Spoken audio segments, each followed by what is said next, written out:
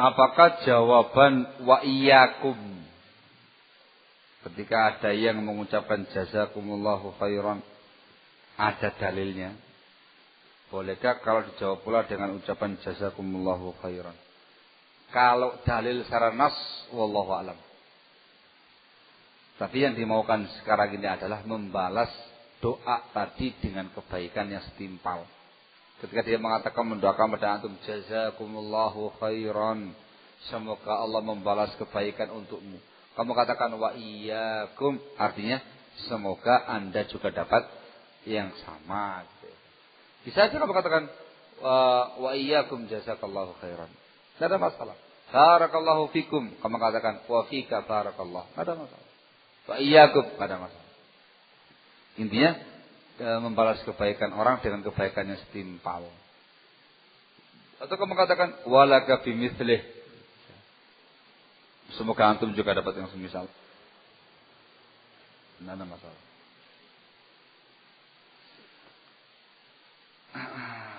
Bagaimana jika salam kita nggak dijawab? Bagaimana sikap kita? Iya, biasa saja, tidak usah sakit hati. Yang jelas antum sudah melakukan tugas antum sebagai seorang muslim kepada muslim yang lainnya. Mengucapkan salam kepada orang lain. Assalamualaikum. Itu tugasnya antum. Bagi mereka yang dikasih salam tidak mau menjawab, itu yang nanggung dosanya dia sendiri. Atau bisa saja. Mungkin nggak dengar. Ketemu lagi, Assalamualaikum. Kalau dijawab, mungkin lagi galau pikirannya. Ketemu lagi, Assalamualaikum. Nggak dijawab. Oh, mungkin dia lagi memikirkan sesuatu sehingga perhatian dia terpaku pada yang lainnya. Terus begitu. Jangan sakit hati, tenang saja. Yang penting antum sudah menunaikan hak kewajiban antum mengucapkan salam kepada orang lain. Barakallah.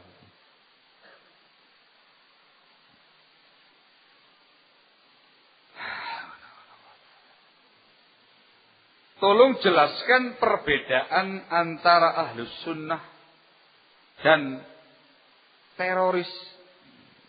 Ini hubungannya apa ini? Bakas masalah salam teroris. Karena orang-orang awam menyangka bahwasanya ahlus sunnah dan teroris adalah sama dalam pakaian atau luarnya. Masya Allah. Ada yang bilang, jangan lihat casingnya. Itu betul tak ya? Ada yang bilang jangan lihat casingnya.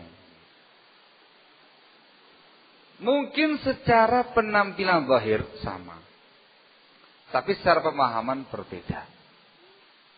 Itu bisa diketahui dari sepak terjangnya. Kalau orang-orang teroris, itu dari pemahamannya yang menyimpang. Pemahamannya. Mereka punya pemahaman bahwasanya penguasa yang tidak berhukum dengan hukum Islam itu dikatakan kafir. Mereka secara terang-terangan menghukumi penguasa negara kesatuan Republik Indonesia itu kafir. Mereka mengkafirkan NKRI. Alasannya tidak berhukum dengan hukum Allah Subhanahu wa taala. Ini pemahaman takfir namanya. Dari pemahaman ini, dikarenakan mereka meyakini kafirnya sang penguasa, mereka bereaksi. Ada pemahaman, ada reaksi. Reaksinya bagaimana? Berupaya untuk menggulingkan kekuasaan yang ada. Disuarakan yang namanya jihad. Jihad. Mengajak muslim untuk berjihad. Bayangan kita berjihad melawan orang-orang kafir. Harbi. Ternyata yang dimaksud berjihad melawan penguasa. Atau berjihad melawan orang-orang kafir yang masuk ke negara Islam. Maka muncul reaksi. Pengeboman di kantor-kantor kita besar. Pengeboman di Bali tempat turis-turis sedang berwisata dan segala macamnya, di kafe-kafe dan semisalnya. Muncul yang semacam ini. Itulah yang namanya teroris. Dikatakan teroris sebab dia membuat teror.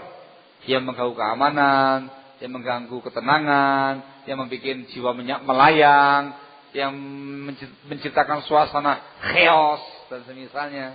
Barakallahu fikum. Fasihah saja. Nah, ya kan. Barakallahu fikum. Semacam itu. Jadi jangan mandang casingnya, pandang sepak terjangnya. Kalau ahlu sunnati wal jamaah salafiyin adalah orang-orang yang berupaya untuk mengamalkan Islam dengan benar, sesuai dengan kemampuan mereka, berislam sesuai dengan sunnahnya Rasulullah SAW. Menampilkan Islam dengan indah, dengan bijak, dengan rahmah, dengan semua bentuk kebaikannya. Dan mengecam semua tindakan-tindakan yang berbau teror yang tidak syar'i. Barakallahu fikum. Sekali lagi, jangan lihat casingnya dulu. Lihat sepak terjangnya.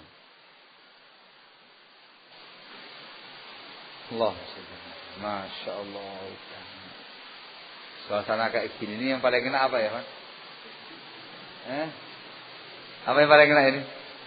Nah itu, ini kalau ada bantal enak ya, Pak. Masya Allah, nikmatnya.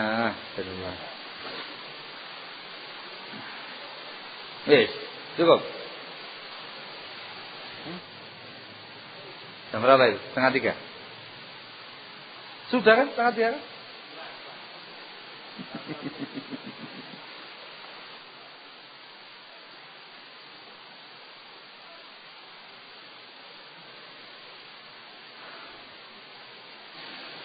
Masya Allah. Oh ya Pak. Suaranya gitu. Iya Pak. Gimana lagi? Antum dengar suara saya enggak? Dengar? Oh dengar. Patut saya kok tenang aja.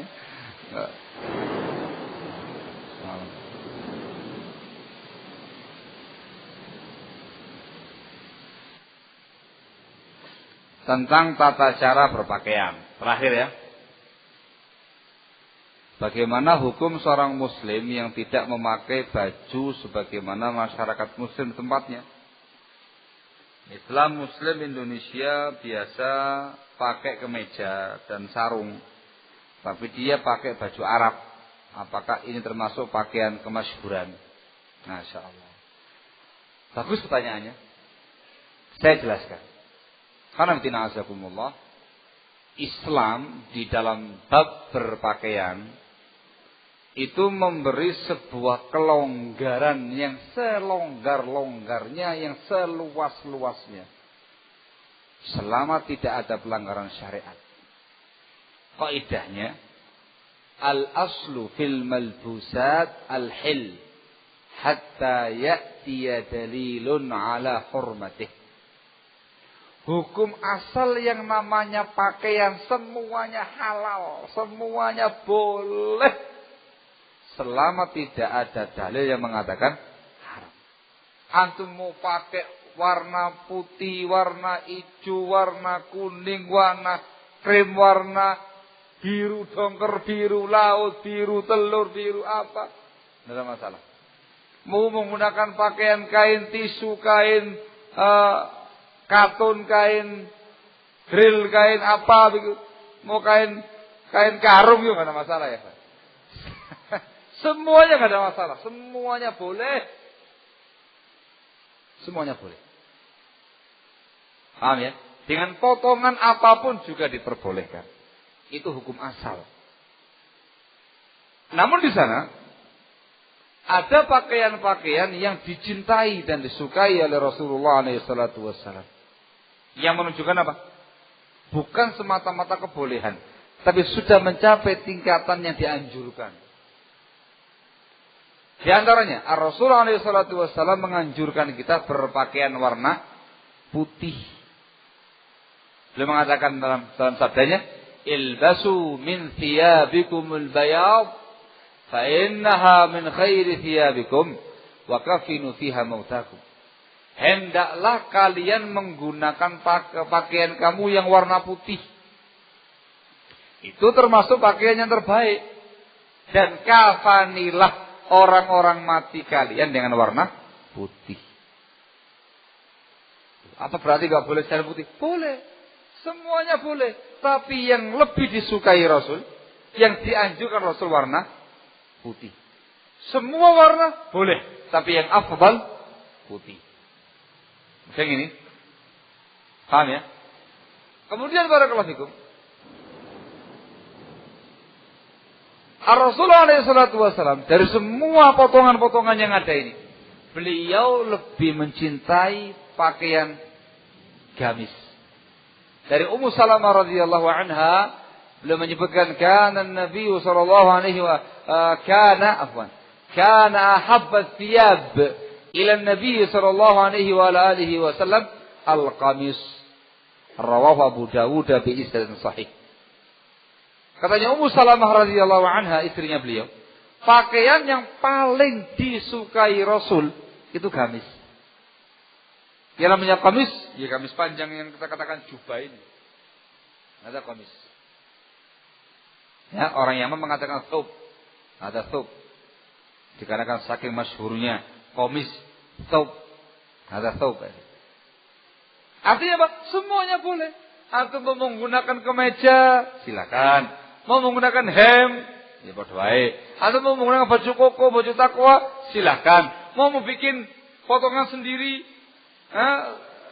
baju yang mungkin setengah paha atau semisalnya, silahkan. Nggak ada masalah. Tapi baju yang lebih dicintai Rasul adalah gamis. Sehingga baju yang semacam itu memiliki nilai lebih. Ketika ada orang yang mengenakannya dalam rangka untuk mencontoh Rasulullah SAW, mencintai pakaian semacam itu karena Rasul mencintainya, dikasih pahala. Dikasih pahala. Tapi tidak mengharamkan bentuk pakaiannya lain. Bentuk pakaiannya kayak gini, boleh. Tangan pendek. Mas tadi pakai pakaian hem, nggak ada masalah. Antum mana lagi ini mau pakai jaket macam ini ya gak ada masalah.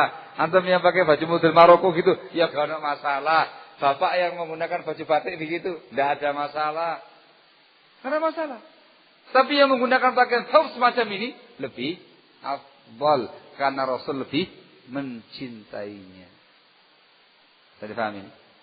Ayuhan nas. Barakallahu. Paham ya? Ini beberapa hal yang ada nilai lebihnya. Juga di sana ada perkara-perkara yang dilarang dalam agama. Seperti laki-laki tidak boleh menggunakan bahan sutra. Yang boleh siapa? Yang wanita. Laki-laki tidak boleh pakai sutra, maka tidak boleh. Yang kedua, tidak boleh menggunakan pakaian yang ada gambar makhluk bernyawa, maka tidak boleh.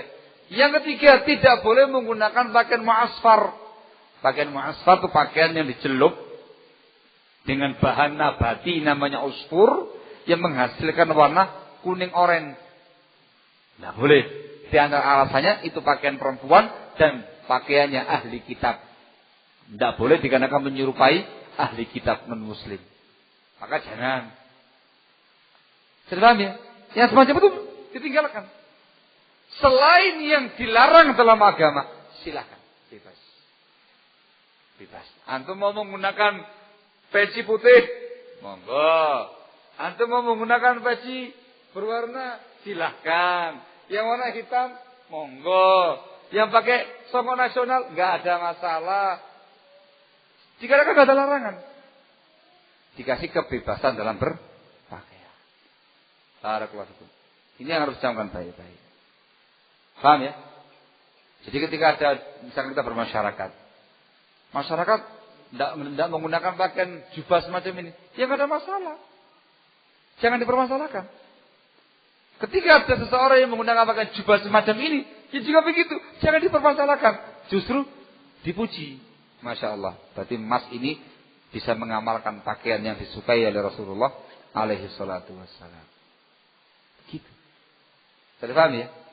Nah, adapun ketika antum bermasyarakat, ketika di tengah-tengah masyarakat mereka masih asing dengan pakaian semacam ini, ya, atau mungkin sebagian mereka mungkin curiga dengan pakaian semacam ini, maka dalam rangka hikmah dalam perkara dakwah, untuk sementara waktu di masyarakat tadi tidak menggunakan pakaian semacam ini, menggunakan pakaian yang lain yang juga syar'i sebagaimana pakaian masyarakat, menggunakan baju koko, pakai sarung, pakai peci putih, peci hitam, peci apa, nggak ada masalah. Bisa dipahami misalnya ya? Bisa dipahami. Itu Islam luas ya. Yang salah kaprah, yang tidak benar, ialah sampai pada tingkat mengharamkan pakaian selain jubah. Nah, itu juga salah kaprah itu. Apa pakaiannya orang muslimin Indonesia itu pakaiannya orang awam, itu bukan pakaian sunnah. Nah, itu pakaiannya orang Majapahit. Nah, ada cerita gitu ya. Enggak, jangan salah kaprah. Islam itu membolehkan selama enggak ada larangan. Jangan pula sebaliknya, ya, menyalahkan atau mengintimidasi orang-orang yang menggunakan pakaian jubah semacam ini. Apa itu pakaian jubah, pakaian teroris? Apa pakai jubah itu tasyabbuh dengan sekte Ahmadiyah dan segala macamnya? Loh, jadoi ngomongin. Jangan kebablasan. Ini pun juga diperbolehkan, bahkan lebih afdal. Bukan dikarenakan orang-orang teroris, tapi terkait dengan ini pakaian yang dicontohkan oleh Rasulullah alaihi salatu wassalam. Ketika ada orang yang mampu melakukannya, dipuji, disanjung. Masya Allah, Bapak mampu melakukannya lebih afdal. Kebetulan saja teroris tadi itu menggunakan pakaian semacam ini. Kebetulan saja. Nyatanya ketika ngebom ya nggak pakai jubah. Ya Pak ya. Ketika mengadakan peledakan di Bali nggak ada yang pakai jubah. Pakai pakaian apa? Ya pakai pakaian biasa kayak turis-turis Bali itu. Nah, supaya tidak ketahuan gitu ya. Jadi terkait dengan bab ini harus ilmiah dan jauh pandangannya. Sekali lagi Islam itu dalam bab berpakaian ngasih kelonggaran. Ada pakaian yang lebih diutamakan, ada ketentuan-ketentuan, larangan-larangan yang harus diperhatikan, jangan dilanggar. Barakallahu fikum. Sehingga dalam bab yang semacam ini kita harus lebih banyak toleransi. Ya, toleransi. Yang pakai baju koko, monggo. Yang menggunakan peci putih, silahkan. Yang menggunakan sokok nasional, tidak ada masalah. Yang menggunakan gamis panjang, alhamdulillah. Gitu. Nah, ketika ada yang mungkar, baru tegur. Pak, kok sutra gitu Pak, kayaknya Pak. Itu tidak boleh Pak. Pak, kok ada gambar salibnya gitu Pak. Muslim atau bukan Pak? Muslim. Nggak boleh Pak ada gambar salibnya. Itu kan khasnya non Muslim. Nah, nggak boleh. Ini kan seterusnya. Mudah-mudahan dipahami. Dan jadilah masyarakat Muslim yang dewasa gitu, yang jauh ke depan mandangnya. Jangan sumbu pendek, jangan gampang emosi, jangan gampang marah, jangan gampang suudzon. Tapi harus dewasa, dikaji ilmiah. Barakallahu fikum. Dan insyaallah ketika dikaji dengan secara ilmiah akan diketahui betapa Islam itu rahmah, memberikan kelonggaran yang selonggar-longgarnya dalam urusan duniawi kepada pemeluknya. Barakallahu fikum. Ini yang mungkin bisa saya sampaikan. Jamnya sudah kelewatan, barakallahu fikum. Bila ada kata-kata yang kurang berkenan, sekali lagi saya mohon maaf yang sebesar-besarnya. Karena saya orang Jawa Timur, antum orang Jawa Tengah. Anak khawatir lain bahasanya. Bila ada yang bermanfaat, mudah-mudahan bisa dimanfaatkan dalam kehidupan keseharian kita. Dan mudah-mudahan apa yang disampaikan bisa menjadi pencerahan kita di kemudian hari. Wallahu a'lam bishawab.